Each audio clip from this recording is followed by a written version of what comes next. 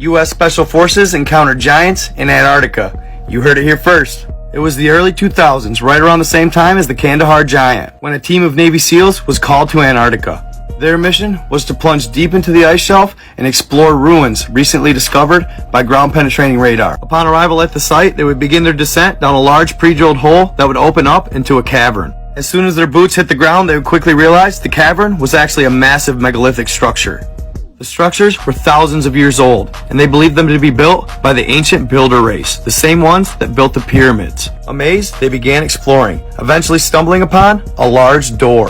One of the SEALs would approach the door and touch it with his hand. To their surprise, it began shifting, almost as if powered by anti-gravity. The 30-foot door would move back and to the side, letting them into the corridor. In utter disbelief, they decide to split up into groups of 2. They cautiously make their way around the room, noticing hieroglyphs of which they'd never seen before.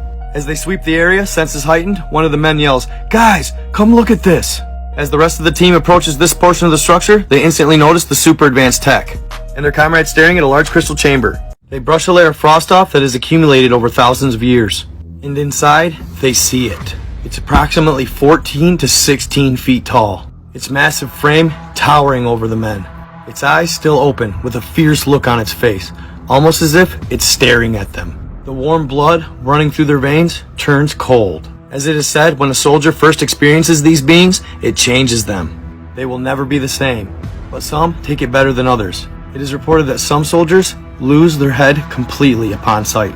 They simply cannot handle it. They have to back out. Others' hair has turned completely gray in an instant. They are simply that afraid. As they're pondering over what they're looking at, one of the soldiers says, "Guys, check it out." They look over, and 2 of the chambers have already been broken through. These crystal chambers had them in a stasis, and they are now waking up. That's when the lead SEAL yells out, "All right, fellas, you know what time it is. On me." They hastily start swapping out the clips on their assault rifles. They've come prepared, as if they already knew what they were going to encounter. The rounds in these new magazines were something special. They weren't regular hollow point lead. They were actually made of pure copper, as the military and the Pentagon knew that pure copper is the only thing that kills these beasts. Using anything else is futile and will not hurt them. As they're finally getting locked and loaded, all of a sudden, out of nowhere, they hear a cry. And no sooner do they turn around, one of the beasts flies from behind a megalith. It grabs one of the soldiers and slams him to the ground, killing him instantly. The second beast jumps from a ledge above, landing on another, squishing him to a pulp. "Fire, fire, fire!" They open up. The beasts run through the bullets as if they don't even touch them. The rest of the men scramble to take cover. They slide to cover and look back, they're gone. They move throughout the corridor swiftly and silently. So after shooting the giants with the pure copper rounds, they can tell it had an effect. They were slowed enough for the team to take cover behind a monument. And when they peek back around the edge to see where they're at, the giants are gone. So after taking a moment to gather themselves, they start heading down the opposite direction of the corridor. They stay within cover of the pillars running down the entire walkway, and they cover ground fairly quickly. They've covered probably close to a quarter mile. This cavern is huge. When suddenly they hear the 2 giants cry out. They turn around, and there they stand in the middle of the corridor. They begin trotting towards them and then full-on sprint. They're coming for them. The SEALs begin to engage their targets again. This time, they don't walk through it. They begin to slow in their run and eventually fall to the ground. The copper rounds work, and before long, they're laying there breathless. A sense of relief swarms over the team, but it was short-lived. As soon as the other 2 dropped, another cry. It was the 3rd giant. It was out of its stasis. "Move, move, move!" The SEALs turn and begin running. They look back, see the giant running towards them, and continue. They can hear his footsteps, and then they just stop, and they turn to see where he's at.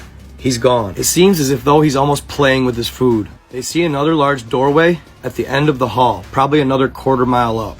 They're glancing around, looking for the giant. They can't see him. Then, as they're passing a section with large monuments on each side, one of the soldiers in the very back lets out a blood-curdling cry. The giant appears as if a blur from one side of the hallway to the other, and on the way through, he grabs another soldier. So he seems preoccupied with the said soldier for a little bit, grabbing his first out-of-stasis meal. The team approaches the doorway, and again it's being blocked off by a large stone slab. One of the soldiers notices a cutout in the rock wall, and they press it. It begins moving. The giant hears it. He looks up and starts their way, moving swiftly. "Hold him off, fellas, let's go." The team engages the target again. At this point, there's only 3 or 4 of them left, and the giants running through the bullets as if they're nothing. It's not looking good when the group lead throws his gun down and reaches for a pouch on his vest. At this point, the door has finally slid open. It's within feet. They dart through, the lead soldier turns around and chucks a grenade through the doorway. It's full of copper bearings.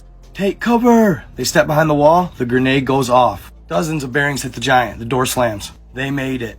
Relieved, they turn around to a massive cave system. They can't believe the size. They figure its total width is a couple miles. It is believed that the giants themselves, and whoever created them, had bored a tunnel. This tunnel ran from Antarctica all the way up to the Northwest Territories in Canada. They supposedly have a plasma drill that can drill up to 7 miles a day. This is what they use for travel. This large tunnel has smaller tunnels branching off of it, leading through the mountains. Likely where all the missing hikers end up. The soldiers would eventually find their way to the surface, contact command. Most of them never spoke of it again.